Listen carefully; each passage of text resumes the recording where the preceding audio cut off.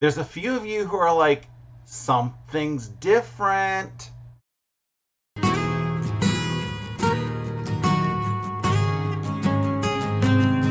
It's probably just those of you who have joined Sewing with Stephanie and Steven today. Yeah, that's it. Hi, and welcome to Quilt Meets World, where we have adventures in piecing and joy. It's episode 100. I'm Russ, coming into my sewing room. I've had an awesome week so far. Friday, I got to spend some time on the long arm. It's again still a little bit quiet at work, so I brought my laptop downstairs and said, okay, let me get things up on the long arm. I had the As the Crow Flies quilt backing up, so I said, okay, let me get this up here and done.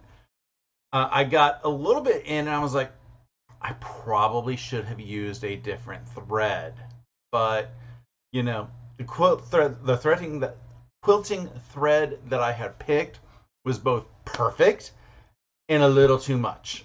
It's a little late now, so it is what it is, and I am leaving it.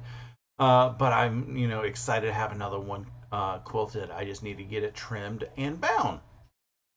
Amazingly enough, I did not have any user errors going from row to row. Traditionally, for some reason, it doesn't advance the row as I advance the quilt and everything. This time it worked fine. Don't know what I did differently, but there's that. I did have a couple thread breaks, which was kind of, not uncommon for me. I got to figure out what I'm doing kind of causes those. I did have a tension issue somehow on the second row. Don't know what happened. Don't know how it got in there. Luckily, I caught it before it got too far down and just was able to get underneath the machine and rip a few threads to get the stitching out.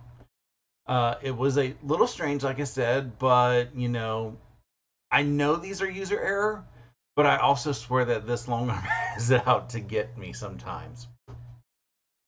Saturday for my 11sies, I got the center of my rock candy quilt completed. I had all the hourglass blocks, I had all of the 9-patch blocks, and I even had one row already completed. And last week during the Sewing with Stephanie and Steven Sew Day, I got a couple of the rows put together, and I said, it's time for me to finish this. I had a blast hanging out with everybody, even though I did miss seeing the sexy FedEx guy again. I mean, little disappointed, and I don't think I have anything scheduled to come to FedEx this week, so oh well. Why did he decide to deliver while I was live? How rude. At the end of my live, I had to, all I had left to do on the quilt was the borders, so that's what I did. I did get Riley around the neighborhood before I did anything. I had a quick bite to eat lunch, and then I came in here and I cut up the borders and got them sewn on. Which means now the quilt top is complete, with the exception of a good pressing, because I got to do that before I get put on the long arm. You will see a picture of it during scenes from the week, so get excited for that. On Sunday, we had another Sewing Shenanigans Sew Day. Sewing Shenanigans is a Zoom sew day where we just gather on Zoom and encourage and enable each other. It's a fun group, and you're welcome to join whenever you want. Like I said, it's free. I will announce it during my vlogs ahead of time, and all you just need is Zoom installed on your computer, which also is free. It does help if you do know how to join Zoom calls and mute and unmute yourself, but that's minor details. I managed to get a couple Cotton Cuts gnomes completed, which also will be shown in the scenes from the week. I was supposed to be working on something else, but I didn't quite get some of that prep work done ahead of time, so I ended up shifting things around on my calendar. Monday was a fun day. It started off in here working on some foundation paper piecing work. I had a little bit of difficulty getting motivated, so I said, hey, I'm going to do an impromptu live. A handful of folks joined in the chat and everything, so it was pretty fun, and I got one of the units complete. It just helped me get moving.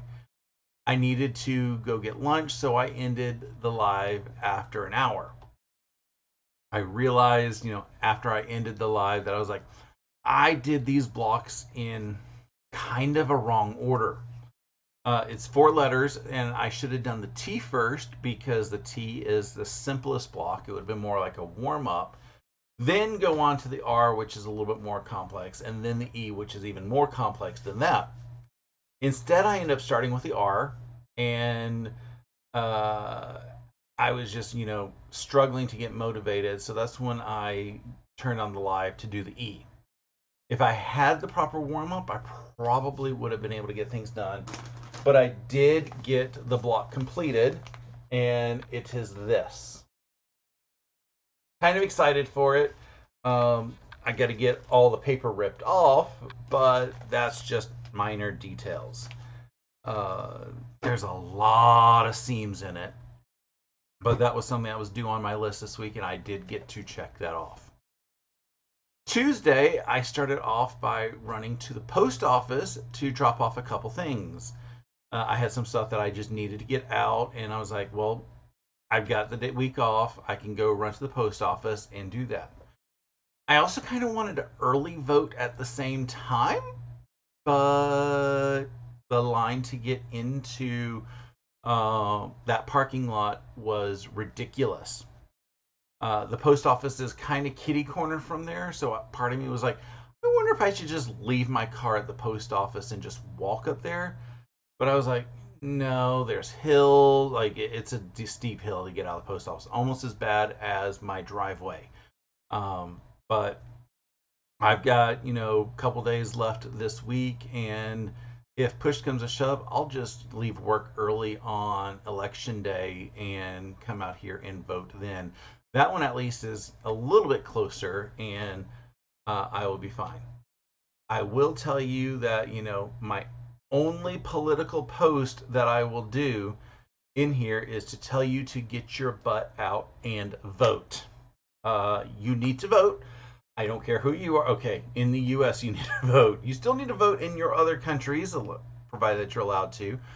But definitely want everybody here in the States to vote come this election cycle. Don't care who you vote for, just vote. Okay, I kind of do care a little bit. Make sure you vote for one of the 2 primary candidates who have actual chances of winning. We don't need any more of these runoffs at the state level that I'm sure we're going to get. I'm tired of us getting. Having to vote like 6 times during one election cycle is just asinine. And I swear we need to get ranked voting. Anyway, political rant aside, after I got home, I spent a bit of time in here sewing or putting on some SF 101 onto the back of t-shirts so I can get those prepped for the t-shirt quilt. After that, I had my haircut and facial appointment, and I treat myself to a facial once a year. It's totally worth it.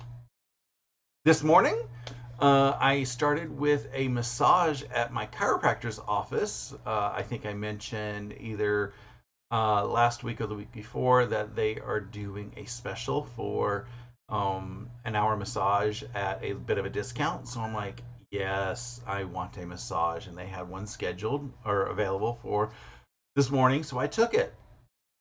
After that, I joined sewing with Stephanie and Steven and started working on more of the stuff that I have on my calendar.